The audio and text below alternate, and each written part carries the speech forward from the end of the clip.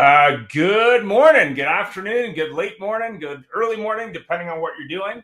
I thought it would be really good today, since it's a data show, to talk a little bit about what we talked about last year to start. And actually, I'm not going to talk about that. I'm just going to play a clip. If you are interested in how data has changed in a year, or at least the opinions of some of the guests, you can check out the show from last year. I'm just going to play a short clip. Here we go.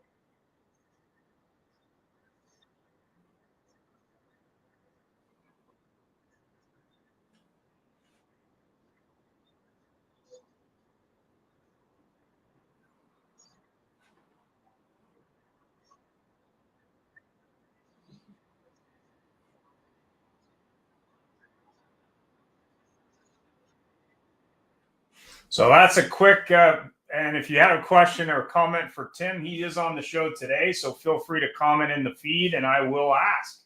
So here we go.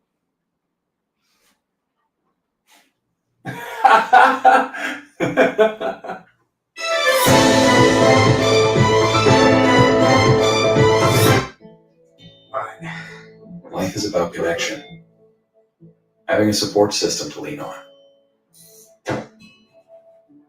and roads to endless possibility.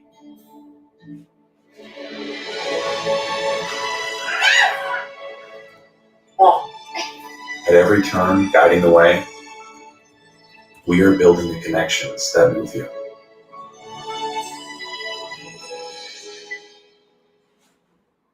One of the really nice things about Larry, one of the reasons that we brought him to our dealership, is he's so very much aligned with our core values, so with our brand, which is thoughtful and professional service.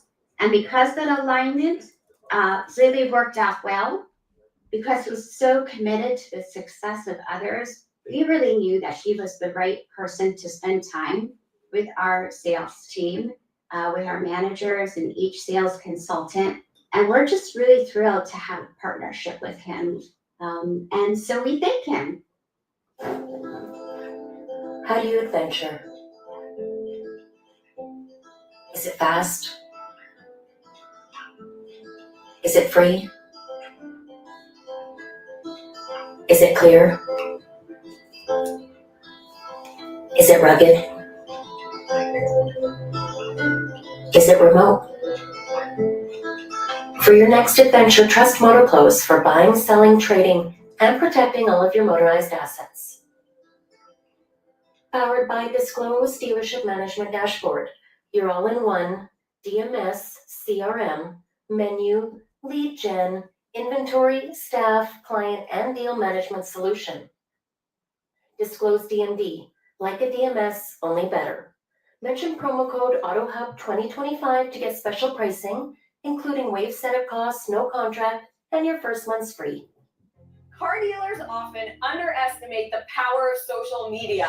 Are you wondering why my face is plastered in your newsfeed? Are you a GM, dealer principal, or a manager at a car dealership wondering why you see me all the time? on Facebook, Instagram, LinkedIn, TikTok, and all over social media? Well, that didn't happen by chance. I target car dealers that are in-market shoppers for social media services, and I'm going to do the exact same thing for you so that you target in-market shoppers for your brand of customers that purchase your vehicles. During my Viato days, helping car dealers appraise and price cars, everyone was asking me, what do I do on social media? What do I do with Facebook, Instagram, TikTok? And this was back in 2016. So here we are 10 years later. I started a company, became an entrepreneur, and now I help car dealers. They either outsource their social media needs to us, or we have a training and education center where we can teach all of your employees how to do social media in-house. 90% of consumers actually follow a business on Instagram. The average adult sits on TikTok for 2 hours a day in the rabbit hole. To learn more information about it or to get a demo from one of my sales associates, click the link below. We would absolutely love to help you. And good morning. So what I thought I would do, since we have a lot of guests, but we also have some new guests, including our buddy Boris here. Boris, maybe you could start with answering the following question. Please introduce yourself and then share your thoughts on the state of data in 2025. If you don't know Boris, he works in the AI space in the camera side. But go ahead, Boris. Hi, everyone. I'm Boris Besner, CEO of Okos AI. We do AI security, not only for security purposes, but for business operations. So think about optimizing your sales cycle, your dealership operations, all through security cameras. So we go beyond that theft or security aspect of a camera. To answer your question about data, I think it becomes not only important, but something you can't go without these days. If you're still running a dealership with pen and paper, it's like an accountant not using Excel. It just, you cannot, right? You're either in it or you're not. But at this point, it's too big to ignore. Fantastic. So Tim, I know you know nothing about data, so maybe you can give us thoughts on the state of data and introduce yourself. Go ahead, and maybe a comment from last year to this year, since we started with your clip. Go ahead. Well, I'll apologize right now. I was a little broken. I wasn't speaking so direct in the microphone, I think, last year. Or at least I couldn't hear myself just then, but I'm pretty sure I know what I said. No, first and foremost, Ian, it's great to be here. Always fun to be on this show. There's a few people that are here right now that I wouldn't know if it wasn't for this show, and it's good to see everybody. Here at Brain Trust Partners, we have always, since 2016, have been about customer data platforms on the enterprise side, right? Outside of automotive, we did a lot of work in automotive, but we weren't doing CDPs at the time. And, giving people a single source of truth about what's going on in their business intelligence, customer intelligence. And here in the car business, it's things about financial intelligence and vehicle intelligence, right? So a lot of that is what we're doing today. Contrast from last year, we're partnered with Telium right now, who has got several very impressive deployments of their platform being used by several dealer groups. Most of them have, say, 10, 20 or more rooftops, and using one system to look at everything that's happening across all those stores. That's what's new. The state of data, I would say, is something we've been really tracking here at Brain Trust for about 4 years now, is how big tech is slowly building walls around themselves so that they have data unto themselves that is not seen by who they compete with. There's a race, it is no doubt about it. The AI race is a race between 10 companies at the top and everybody else in a distant second place. And those 10 companies are the ones that really have controlled for about 15, 16 years our waking hours. And now they understand that's at risk. So they're doing everything they can to fortify their position with AI, with data that only they have, that I don't think they're going to share with us, the businesses that run on those platforms. They never really did in the first place, but it's going to be increasingly more difficult.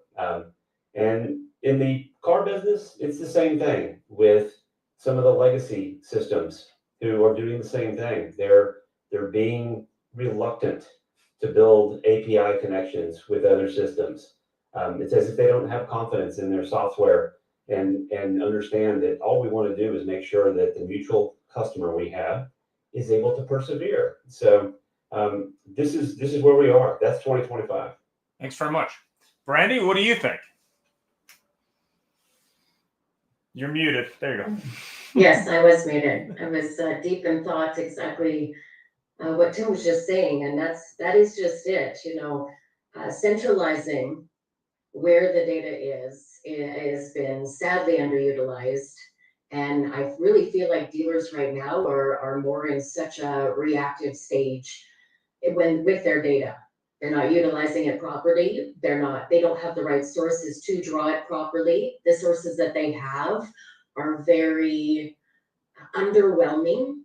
We looked at ours, for example, we have a CRM and side of our aspect and our built within Disclose, and any of our competition, when they looked at the lead to the sale, it was very minimal drop down options. We're talking 4 of lead status. And I remember the salesperson was like, oh, when we first rolled out our list, which is over 20, over 20 different drop down statuses. And I remember him saying to me, oh, Brandy, your list is overwhelming. And I said the exact same thing. Your list is underwhelming. And if we do not know the state of the client, how can you capitalize on any of it? Fantastic. So we got Doug from A to Z Sync or A to Z Sync, depending on the country you're in. And I know Hertz just announced they're doing some stuff with Amazon Autos, which I thought was interesting. What's your thought on data? I mean, you guys have been working with Amazon for a while. What's your thought on the data side? Well, I'm pretty much removed from data. In fact, this conversation is probably above my skis. So I guess I would throw a question to the room, which is, we know that there's all these data aggregators, but does the average dealer know what to do with it? Do they even know what they should be doing with the data? I think that, and I'm going to just suppose that the average dealer that's got, 1 to 5 rooftops, does he even understand the power of what he has in front of him? Does he know what to do with it? And is that going to be the thing that's going to slow down adoption of truly taking advantage of this? So I would throw it out to the experts in this room, because that's kind of where I'm coming from. Yep. Thanks for that. So Troy, I know that you have a little bit of data at CDK Global. Maybe you can give us a thought on what you're hearing from dealers on too much information. Well, you kind of hit the nail on the head with too much information. It's been said a couple times, and I think really Tim is exactly correct, is that data is pervasive in everything because it's powering AI, which is becoming pervasive in everything. And without good quality data, you don't have good quality AI. And so, to echo what Tim was saying, I think the other thing we're going to see is that the cream really truly rises to the top and some of those other companies falling off because their data quality is just not good enough. The training data they're using for their AI models isn't good enough, etc. To go to the dealer part, which is, too much data, what do I do with it? I think, probably 7 or 8 years ago, there was a lot of talk in the industry that was in a lot of ways aimed at us too, about who owns dealership data. And the reality is dealers have always owned their data. But they also have heard from a number of people, again, going back 7 years ago, that it was very, very valuable. And so dealers knew they had an asset. They knew they had a valuable asset. They didn't know what to do with it, and they hung on to it with both hands as tightly as they could. And only now are we really starting to see, really interesting marketing efforts from, large groups of multiple OEMs and that sort of thing taking place. Individual stores, I think, is still a little bit new, and they're relying on AI companies or AI software, AI-based software to tell them how to best use their data to make better business decisions. I think it's new in our industry. The OEMs and the big companies are using it a lot, but we'll have to wait and see how it shakes down. But it is everywhere. It's everything. frankly, if we're in the software business, we're in the data business. Fantastic. So, Peter, I know you're not at all interested in data. Maybe you can give us a thought on what you think the state of data is in 2025 in the auto industry. Well, the very first thing that I've come up with is I've had a number of conversations, and there's been some really intelligent people posting it on LinkedIn in the last week, from David Rosak to Todd Smith to a number of them that have been putting out these kind of questions. And I'm actually involved in a question right now on data that we're not looking at. And Tim said it best. We don't understand what we actually have. And I'll use a platform, UVI. Everyone thinks UVI is a scanning tool that you drive a car through. It's not. It's a data collection tool that will benefit the dealership extremely on 8 different platforms, 8 different departments. It will help your parts department. It will help your F&I department. It will help your acquisition department. It will help your accounting. It will like the list is endless. And I'm having a discussion with 2 actual experts in F&I right now that can't get past that it's not just an F&I tool. And they're saying it's too expensive for an F&I tool. Well, it's not. You take it out of F&I and just say we're just going to put it in your dealership as F&I to collect data, because that's the data collection point. It's like Ozempic. Ozempic is a diabetes drug. But what's happening with Ozempic? The off-the-shelf use is weight loss. So as soon as people found out what the off-the-shelf use is, they flocked to Ozempic. They wanted it. And that's the exact same thing that's happening right now in our business. We have all these off-the-shelf uses for our technology, but some have been discovered, some haven't. And when we discover them, they will be, that's just the gold mine that we're looking for, the shiny new lure that we were looking for. Well, you've had it all along. You just have been too close-minded to actually engage in it. And I'll go back to a data point. And this comes from Troy's CDK Insights book. 78% of dealers think that they have a digital retailing tool. 63% think it's their website, and 31% actually have one. And that in itself says everything. It's the ignorance to data that we have. And once we get beyond that, we'll be on the right road.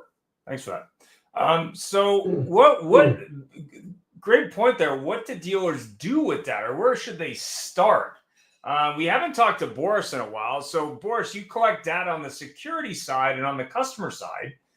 What do dealers start with that? Like, do they even understand what the benefit is? Like, how do they start if they suddenly have all this camera data, not even CRM data, just camera data? Like, what do they do with that? What are they doing with it? Yeah, for us, we're in the physical world, right? So people on your lot, a lot of dealerships here have big parking lots, 2-3 salesmen at their desk inside. You have people browsing your lot, you don't even know. You're missing out on leads, you're missing out on prospect, looking at your cars live, and you don't even know about it, right? So with our basically motion detection grid we're creating over a parking lot, we know exactly when someone walks on the lot, which car they're looking at, where they're looking at, and that notifies sales managers or salespeople at their desks, go outside and go sell, do what they do best.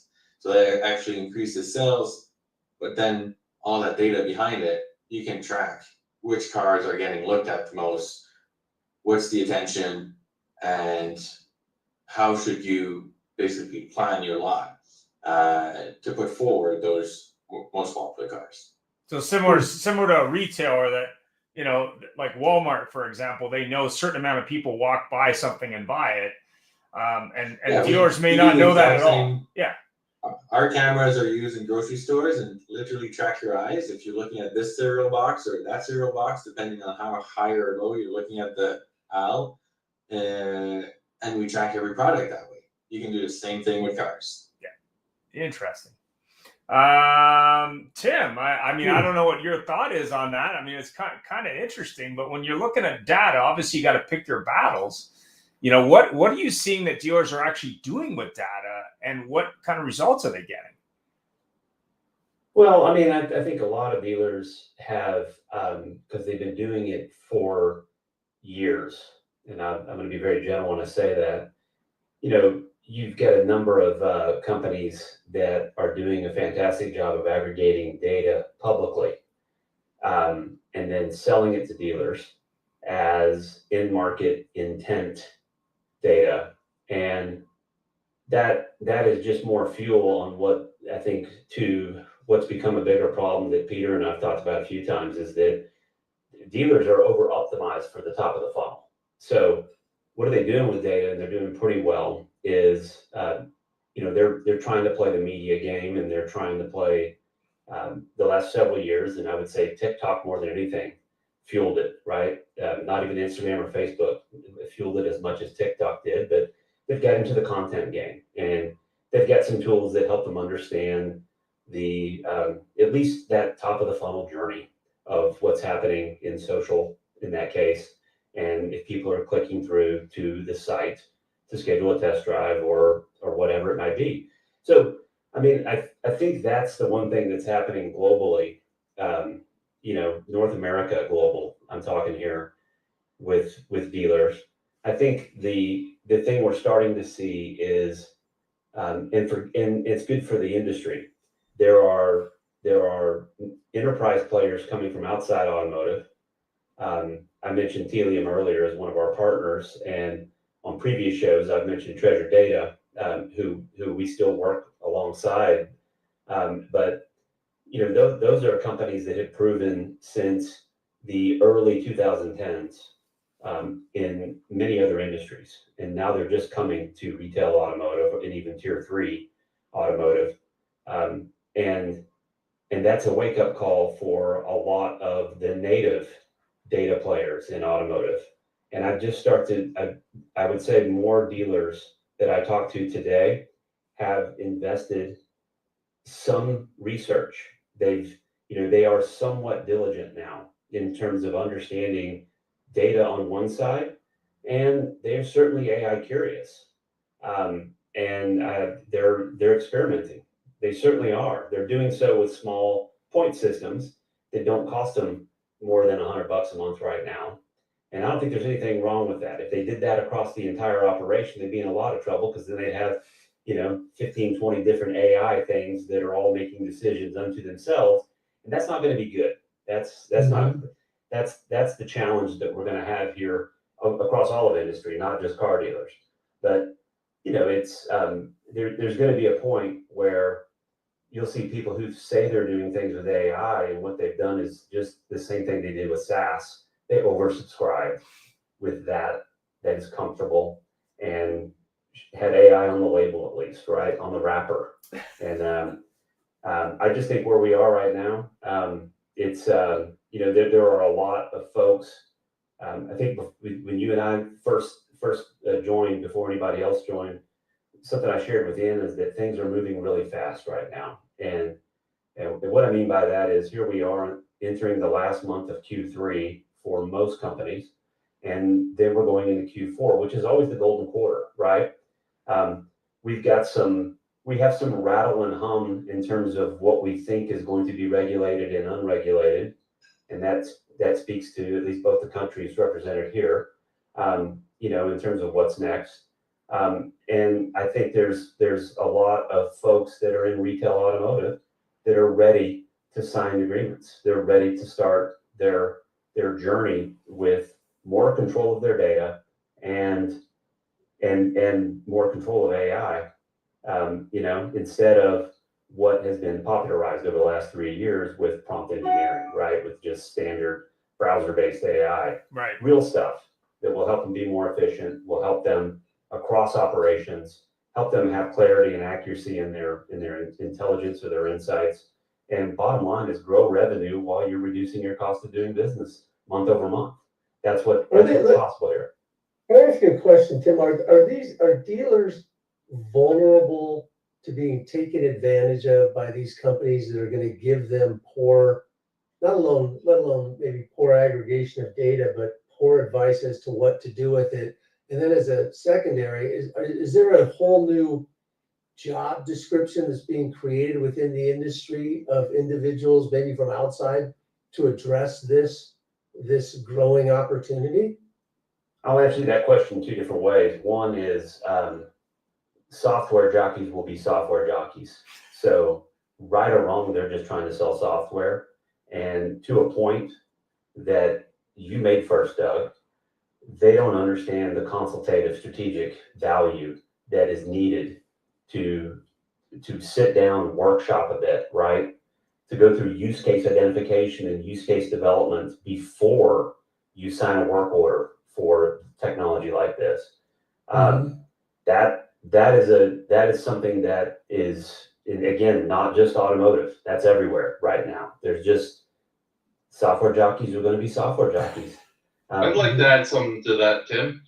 Well, just 1 second, Peter. The second part of that is I think we're seeing all types of new roles being created or starting to be. They're starting to form, I think is a better way to characterize it, in terms of people that have some tacit knowledge of an industry and or a tacit knowledge of technology, and they're working together and they're starting to understand what I just described, which is, okay, before we try to form fit a technology that did something for 25 dealers before the one I'm talking to right now, let's talk to the one I'm talking to right now and let's understand what's unique about them, because there's no two dealers are exactly the same in terms of what their needs are, who their leads are, and who their employees, the brands, everything else, right? It's DNA.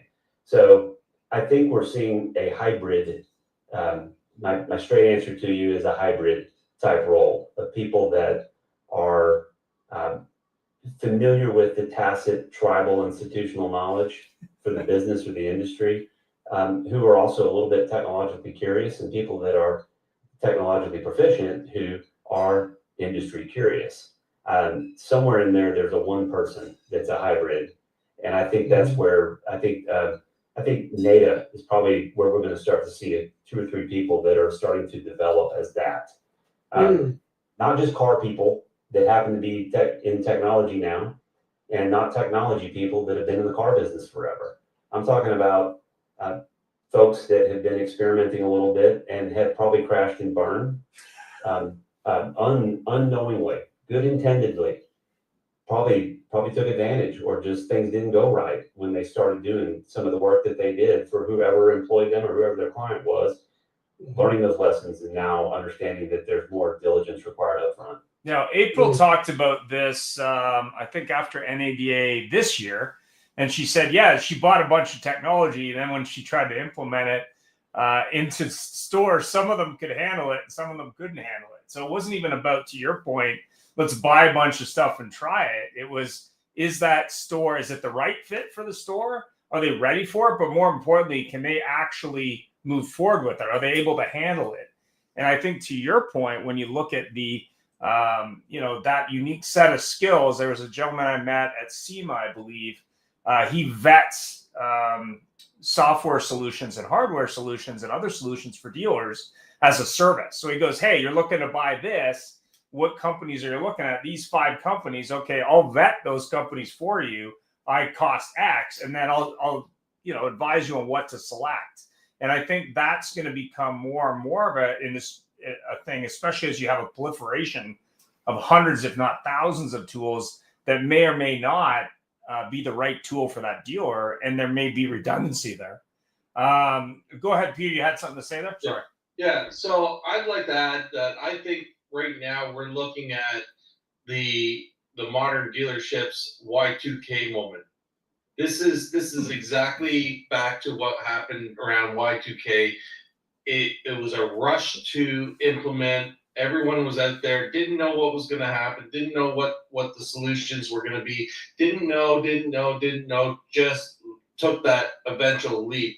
And so when they did take that eventual leap and didn't get the results that they wanted, or didn't get or felt that the Y2 thing was just a challenge, not an obstacle.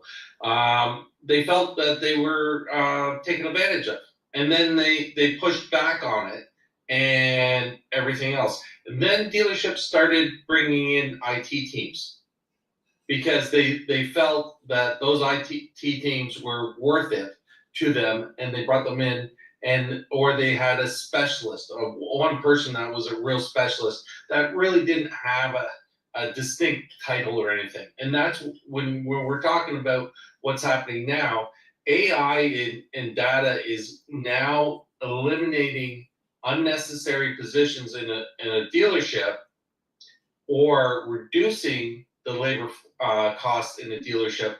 But the smart dealers are actually repurposing that income, or that revenue, back to a IT team that should be in place, and that will increase their revenue overall.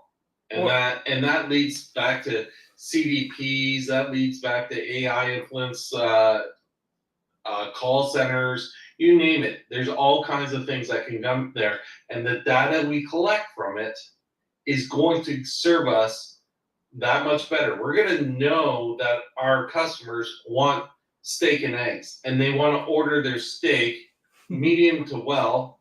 And we know that the average egg order is going to be sunny side up, not sunny side over. All right. Yeah.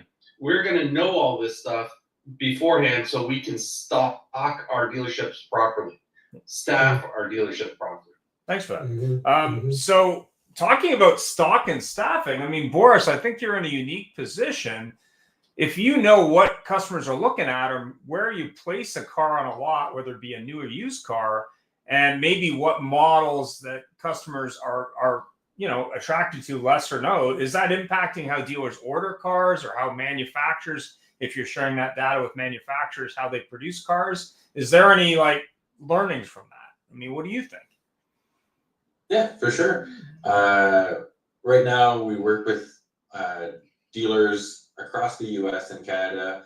We're all across the country and have thousands and thousands and thousands of data points, right? As more and more gets used, we have thousands and tens of thousands of hours of video and analyzing all that in the background. So there's definitely a lot that can be taken out from there and help with inventory, increase of sales, and increase efficiencies basically with your existing staff, right? So instead of needing to hire more, needing that extra salesperson on the floor, just use the ones you have, but a better. Fantastic. So are you sharing that data also with the OEM, or just with the dealer body? Just with the dealer at this point. Yeah. Have OEMs reached out to you with any kind of interest in that, or no? Not at this point. Oh, okay. Interesting. Mr. Yeah, well, I just think, if you're building cars and you know what people are looking at, what models and colors, that might have an impact on what you're producing. Troy, what do you think? I mean, obviously data points and data is something that you do. I mean, what's your opinion on how important this is, and what dealers are that are really hitting out of the park are doing with it? Well, I want to sort of add on to what Peter was saying, that one of the best parts of AI, we had the HR calls or shows, we've had the staffing shows and all this other stuff, where we're part of the challenge with our generational dealers are that their kids don't want to work 7 days a week. They don't want to work 14 hours a day. Trying to staff your positions as the older generation retires out, newer people are coming back into the industry, which has its own unique set of challenges. AI doesn't need to replace an existing body, but it can augment the ones that you have. You're taking calls after hours, you're selling cars after hours, you're booking service appointments after hours. That's stuff you didn't have before. You might have had an answering service, or you might have got an email aggregator where you're just taking requests over email. Well, now your AI staff member is working 24 hours a day. So, everyone has the example when they call into a business, whether it's car dealership or any business. and sorry, no one's able to take your call right now. Leave a message and someone will get back to you. Maybe that's wishful thinking. But if an RO is going to be $2,500, $5,000, or you're buying a $70,000 vehicle, that's a phone call that could be very expensive to miss. So I think from a staffing standpoint, it's going to augment a staff person on site. Absolutely. There's going to be a real market for, it started out with the internet manager. It was this one person who knew a little bit more about the internet than everyone else. They took all the internet leads, they parsed them out, and honestly, Brandy hit the nail on the head. None of these people knew really how important it was to parse out all of these lead sources, and they couldn't track where their spend was going. Well, now AI is helping with all of that, and I think someone who knows how to use the AI tools isn't the same person who's like an internet manager where they're actually having to do the job. They're just using the data outputs and then letting their salespeople reach out. So I think it's going to get faster and better. And then the last thing, just from us, the whole software jockey thing's been around. I don't think there's a lot of unscrupulous auto vendors or auto software vendors. I think there are well-intended ones to your point. I think there's a lot of people that try really, really hard, but they'll use the buzzword of AI when really what they've got is a little bit of automation, or they'll have a little bit of some sort of machine learning background, but it's not really true AI. But dealers have this FOMO and they need to jump on it, so they'll sign the contract. And so I think we're going to see a little bit of again, like I said earlier, a shaking out. The bottom feeders will go away. True AI will come to pass, and we'll go from there. But I don't think there's a lot of malicious intent from the software jockeys out there. Everyone's just doing their job, and there's a ton of great startups that will fail and a ton that will disrupt the business. And I look forward to both. Yeah, so the enhance with AI is what I've seen the most of, but I agree with you 100%. When you look at, say, 1,000 AI companies, not all of them are going to make it. Now, whether you'll use Y2K as an example or the .com era as an example, you're going to see companies that really get it and ones that don't. So we have Mr. Groden, the one and only, joining. I know he's a little late. He said he was going to be. So Matthew, maybe you can give us your thoughts as we accelerate this data / AI transitionary period. What you think dealers should be doing with data, and more importantly, what they're not doing with data that they should be thinking about doing. What did I miss? I mean, the short answer is lots and nothing, right? I mean, what should they be doing? Lots of things. What are they doing? Very little. Your mileage may vary out there. I think there is so much snake oil out there. It's a little crazy, right? I think the thing that I end up talking about a lot when it comes to data, and it comes down to two words. One is own it, meaning also take responsibility for it, right? And the number of times, even on an ads level, over the last decade, that I've spoken with a dealer, gotten access to a Google Ads account, and then learned they don't own the account. They don't have access to the account, right? Or they share access, or they go to try and share access to Google Analytics, and they don't own that either, right? The extent to which dealers don't own their own data is staggering still, and still contentious. So number one is own it, and that doesn't even. They should have a handle on what's going on in their DMS, but I also feel like that doesn't always happen properly either. And I guess in Canada, we're lucky that relatively an individual dealership doesn't have a lot of data relative to some other businesses, and so they're not a target for things like CASL, the Canadian anti-spam legislation. Because if they were, I'm sure dealers would be getting fined left, right, and center for emailing people they haven't given rights to email, or don't consent to email, as a for instance. What are the things they should be doing? All of the things they should have been doing a decade ago. Some of those things haven't changed, and that includes, and I've probably said this on this show before in this last year, it's equally staggering to me how many have forgotten that CRM email or even SMS blasts are a thing that they could do. Like it's like all that somehow got dropped out of the mix of media they were using post-COVID. And in a world where increasingly things like Google search are challenged by their own AI, like where you may not come up in the results in search, being able to communicate with your own people through the data that they've shared with you is going to become even more important. Like having a media strategy that includes a first-party data component that allows you to communicate with your customers is going to be increasingly important, and I don't think anyone's talking about that. And then there's the other basic things like Google and Meta want your data, right? And in a good way, that if you export your CRMs and import that into both those platforms as kind of the mainstays of digital marketing for a dealership, it just makes your media more efficient, right? It doesn't really cost you anything. So those are all like table stakes, simple things. There are lots of other things that people should be doing, dealers should be doing, and are not. And there are some great products that have been built, some by Canadian startups, that allow you to have a better view of what's going on in your DMS, reporting that should be in a DMS but isn't. So I would find those white spaces.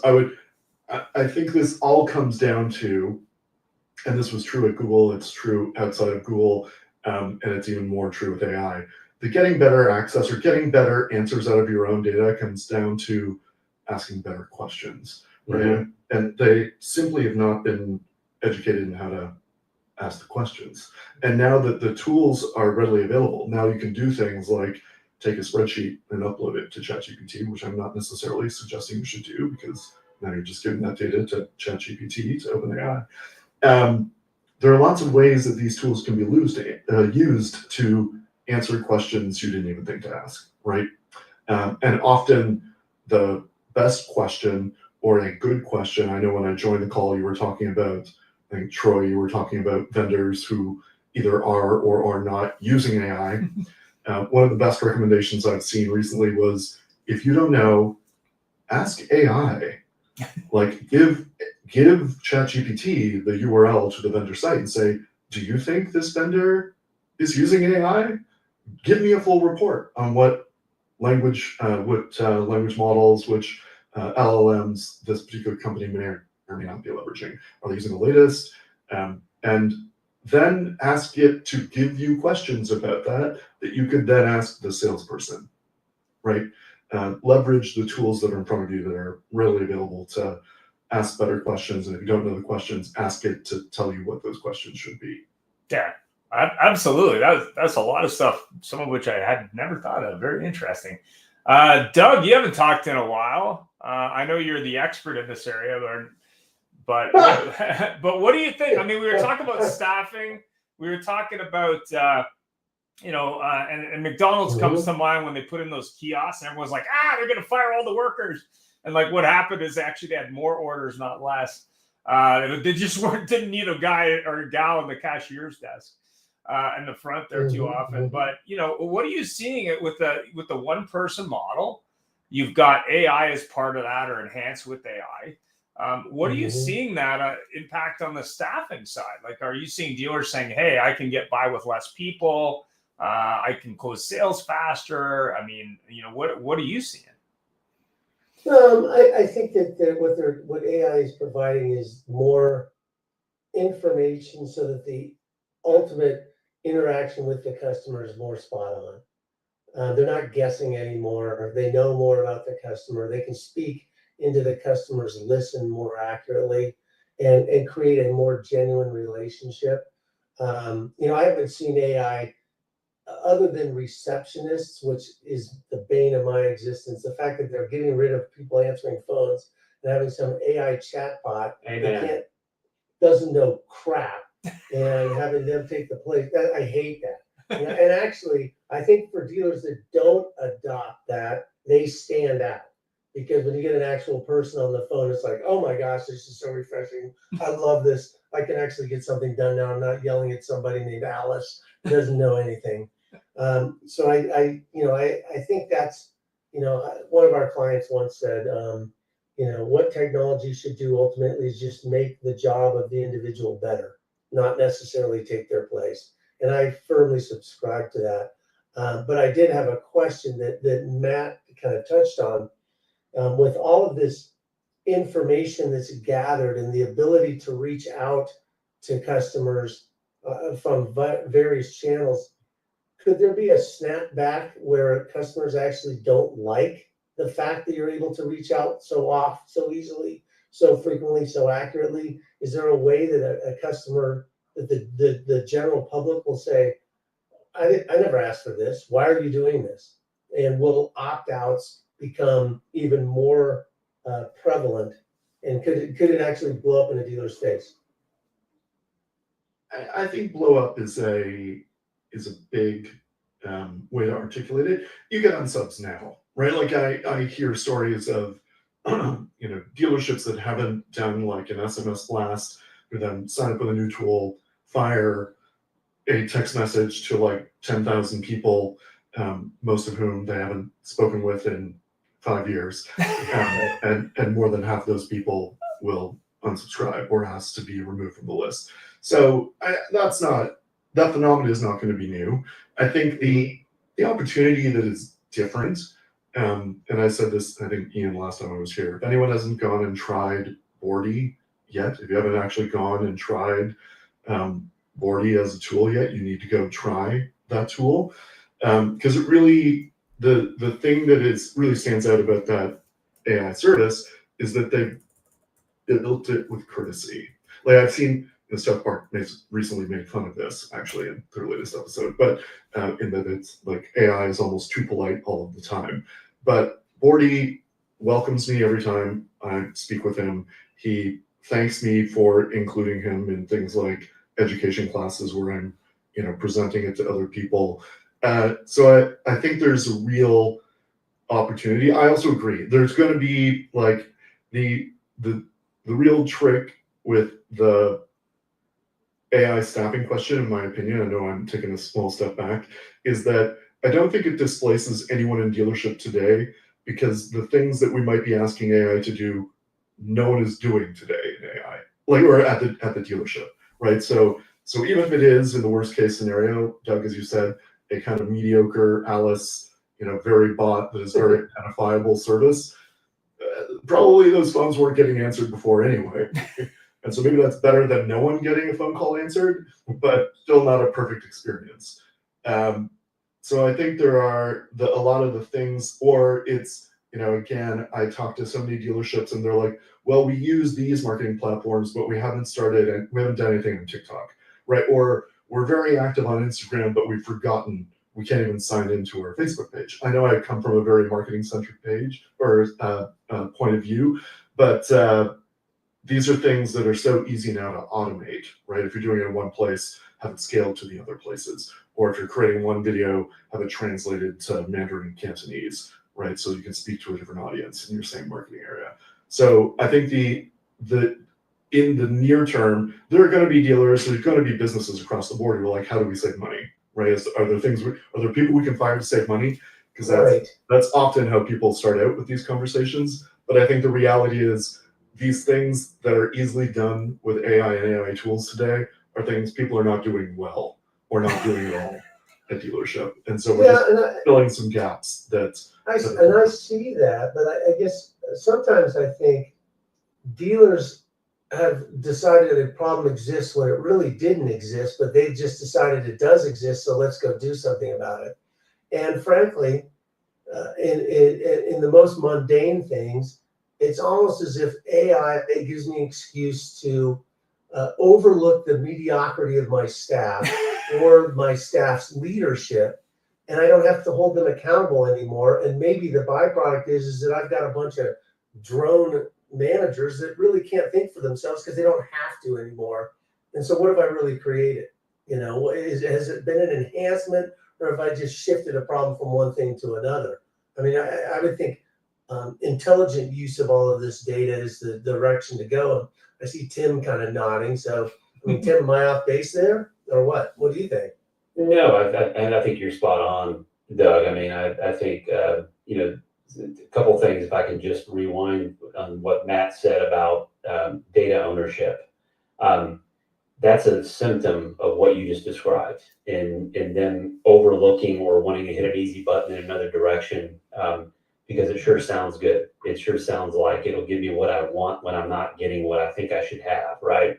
Or maybe I didn't know I shouldn't have it until that button was put in front of me. If you're following me there, the ownership of data thing, we're a mix of, you're in Colorado, Doug, everybody else is in Canada, and I'm in Texas. Something we can all understand. This would be like the data situation is about in dealerships owning their data. It would be like if Halliburton, who is an enabler for production in energy, using money from Chevron or ExxonMobil to go explore and drill a hole in the ground, and then Halliburton saying, sorry, we're going to keep 62% of all the oil that comes out of the ground, and you can have the other 38%, right?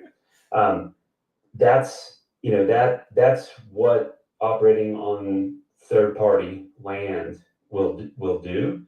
There are responsible ways to do it. The only thing I would argue with or challenge Matt on, because he had it right, you don't want to share your data with OpenAI, but I don't know if you want to share it with any of these big tech companies any more than you have to right now. The beautiful thing about demand-side platforms when it comes to display advertising is you can hash your data in a way that you're not sharing everything that's secret and PII and volatile like dynamite. You're not sharing all that with the media networks, and they're still putting ads today individualized in front of your customers. And to the point you made, Doug, too, they're built to make sure that they're not putting the same ad in front of the same person too many times, right? Frequency caps and things like that. But come back. Let's go back to Matt one more time. Is email, text messaging, phone calls. I'll just say this. We have a GM dealer we're working with right now, and I love just about every time I talk to him, I ask him, well, how many Suburbans have you sold now? And it's in the hundreds and how many Suburbans they've shipped this year, and at an average clip of $80-something thousand each, right? And I go, how many of your sales guys have taken one of those Suburban owners out to lunch? And I ask him every month, and he says, we haven't. And I go, that's the jam, is if you want to sell something to me that is second only to my house payment, right? And you don't call me on my birthday, or to the point you made, Doug, you send me a free oil change every other Wednesday, right? because your marketing automation is too automated. I mean, they've tried to, as I said earlier, over automate the top of the funnel, because that's where half their KPIs are wrapped up there. That's what they're measuring their health on, traffic, right? I would just say there's just so much more to the relationship. And Peter, I know you agree with me, because if you're pulling data from so many sources and building golden records in a customer data platform, or even I would say drive centric and some of the more advanced CRM systems on the market today, you do know 3 more things about your customer that you didn't know before, when all you were doing was looking at Facebook, right? Mm-hmm. So dialing that in and understanding what, you don't have to take everybody out to lunch, but you do got to do something different that's empathetic in building that relationship. It's not always about selling the vehicle. It's just not. Right. We're almost out of time, so I have time for a final thought from everybody. So, Boris, you want to start? Haven't talked to you in a while. Final thought. What do you think on the data AI side that dealers should do this year? If they did one thing, what do you think that should be? One thing is definitely know what's going on in your dealership, right? AI can help you a lot on, of course, the software side, meaning all your sales funnels, your whole CRM, basically, touch points, marketing, closed sales, all your reports and statistics of closed sales. And then on the physical side, where we help people on, do you know if people are on your lot? Do you know exactly what are you selling before it's actually sold? What's the interest in your cars? And that's where we can help you at locosecurity.com.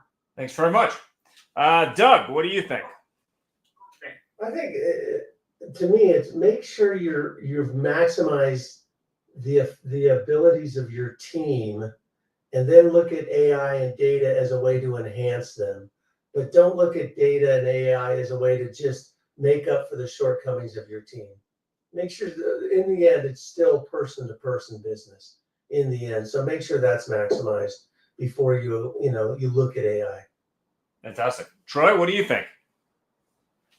Well, Doug sort of stole my thunder there, which is awesome. It's the same thing I say every time we have a data or AI show. It's, you can have all the data you want, you can have all the AI and automation you want, but if when it comes time to have a human to human interaction, you blow it, because you're not trained, by good folks like Larry, it doesn't matter how much money you spend on AI or how good your data aggregation is, because it falls apart at the end user at the human side, right? Got to be perfect at the human stuff too. Larry, what do you think on AI? What should dealers do? What's the one thing they should do on the AI side?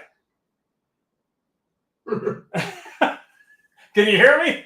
That's a fine ear you have there, Larry, and it looks like it's well cleaned. That's no wax. That's a good job. I think AI can't clean out your wax. I think we're gonna move on. Matthew, go ahead. Yeah, I will rephrase or reiterate something that's already been said. So there's a data evangelist at Google in Mountain View guy, brilliant guy by the name of Neil Hoyne, wrote a book a couple years ago called Converted.